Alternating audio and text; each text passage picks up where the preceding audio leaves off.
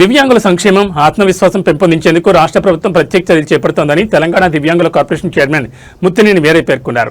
మంగళవారం జిల్లా కలెక్టరేట్ కార్యాలయం ప్రాంగణంలో నిర్వహించిన కార్యక్రమంలో టీజేఐసీ చైర్పర్సన్ నిర్మలా జయప్రకాష్ రెడ్డి, తెలంగాణ దివ్యాంగుల కార్పొరేషన్ చైర్మన్ ముత్తినేని వీరయ్యలు దివ్యాంగులకు ఉచిత సహాయ ఉపకరణాలు, స్కూటీలు, బ్యాటరీ వీల్ చైర్లను పంపిణీ చేశారు.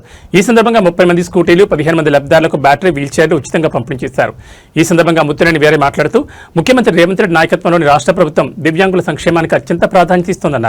దివ్యాంగులు స్వయం ఆధారితంగా జీవించేందుకు అవసరమైన సహాయ ఉపకరణాలు, ఉపాధి అవకాశాలు, సంక్షేమ పథకాలు అందుబాటులోకి తీసుకొస్తుందని తెలిపారు. గ్రామీణ ప్రాంతాల దివ్యాంగులు కూడా ప్రభుత్వ సేవలు సులభంగా పొందేలా చర్యలు తీసుకుంటున్నామని చెప్పారు. టీజేఐసీ చైర్పర్సన్ నిర్మలా జయప్రకాష్ రెడ్డి మాట్లాడుతూ పట్టుదల, మనోధైర్యం ఉంటే జీవితంలో ఏదైనా సాధించొచ్చని అన్నారు.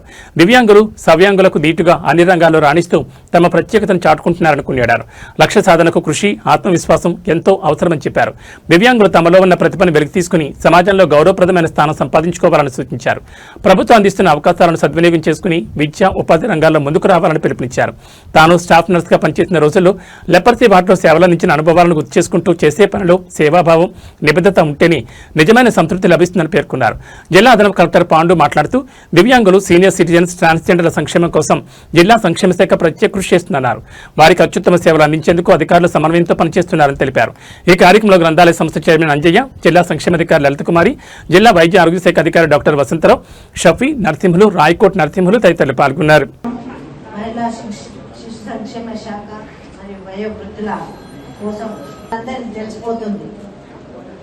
ఎట్లా ఏదైతే మనకు లోటు ఉంటుందో దాన్ని మనం ఎక్కువ ఫోకస్ చేస్తూ ఉంటాం. మరి వీళ్ళని ముఖ్యమంత్రి గారు ఈ సూటబుల్ క్యాండిడేట్ అని ఇవ్వడం నాకు చాలా సంతోషం. ఎందుకంటే దాన్ని ఎంతగా తీసుకుపోవాలని తప్పన తనకుండదు. ఇప్పుడు నాకంటే ఆ శాఖ నాకు ఇస్తేనే అంత ఇంట్రెస్ట్ పెట్టుకుంటేనేమో ఏమో తెలియదు కదా. ఆ బాధ అనేది ఎప్పుడైనా బాధ అనేది తెలిస్తే దాని గురించి ఆలోచన చేస్తాం. దాన్ని ఎట్లా తీసుకుపోవాలి, ఎట్లా సహాయం చేయాలి అనే ఆలోచన వస్తుంది. కాబట్టి వీరన్నకి మరి మీ అందరి బాధ, మీ మనసులో ఉన్న అంతా కూడా వీరన్నకి తెలుసు. కాబట్టి ఇప్పటి వరకు 26 జిల్లాలు తిరిగి మన జిల్లాకు వచ్చారు. అంటే తను వికలాంగుడు అయినా కానీ ఉన్నా కానీ 26 జిల్లాలు తిరిగి, అంటే 33 జిల్లాలు తిరుగుతానే మన మనసులో పెట్టుకొని పట్టుదలతో ఇక్కడ దాకా వచ్చారు. ఆ పట్టుదల మీ అందరిలో కూడా ఉంది. మీరు అనుకుంటున్నారేమో మేము తక్కువ, మాకు ఇది లేదు, మేము కోల్పోయినాము అనేది మీలో ఉన్నది. కాబట్టి అది వీరన్నను చూసి మీరందరూ కూడా మరి స్ఫూర్తిగా తీసుకొని మీ మనోధైర్యాన్ని పెంచుకోవాలని నేను ఒకసారి మీ అందరిని కోరుకుంటున్నాను. అలాగే అడిషనల్ కలెక్టర్ గారు చాలా చక్కగా వచ్చింది. ముఖ్యంగా పైసా కాదు, ధనం ముఖ్యం కాదు, విద్యనే ముఖ్యమని సార్ గారు చెప్పారు. మీలాంటి వాళ్ళకు ఇంకా కూడా ప్రోత్సహించి చెప్పడం చాలా మంచిగా అనిపించింది సార్, ధన్యవాదాలు.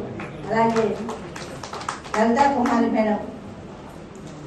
మేడం చూడంగా నాకు కూడా అనిపించింది, నేను కూడా గవర్నమెంట్ జాబ్ చేయాలని నాకు ఉంది స్టాఫ్ నర్స్గా. కానీ ఏం చేస్తే మనకు తృప్తి, మనస్తృప్తిగా ఉంటుంది. గవర్నమెంట్ జాబ్ అంటే పైస కోసమే, నెల జీతం కోసము చేస్తే కాదు అని అనుకొని మనుషులు అనుకొని ఈ రోజుల్లో ఏ శాఖకు దేంట్లో పోవాలని నేను అనుకొని లెప్రసీ వార్డు ఎన్నుకున్నాను. నేను లెప్రసీ వార్డులో సేవ చేస్తే ఆ తృప్తి మిగులుతుంది. వాళ్ళు కోల్పోయినామనే భావన వాళ్ళలో ఉండొద్దు. అంటే వాళ్ళ ఇండ్లలో కూడా ఉంచుకునే వాళ్ళు కాదు. ఒక్కొక్క పేషెంట్ కంటిన్యూగా అనాథాశ్రమం లాగానే లెప్రసీ వాళ్ళు ఉండేవాళ్ళు. నేను వెళ్ళగానే వాళ్ళు ఎట్లా చూసేవాళ్ళు అంటే అమ్మ వస్తుంది, అమ్మని సిస్టర్ అనుకున్నాను, అమ్మని అంటుంది.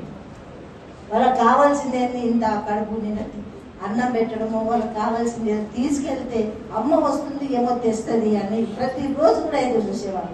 నేను లేని రోజు, పోని రోజు అమ్మ నువ్వు నిన్న రాలేవు, మా కడుపు మారింది. అట్లా తృప్తి అనేది మనం చేసే పనిలో తృప్తి అనేది మనకు తెలియాలి.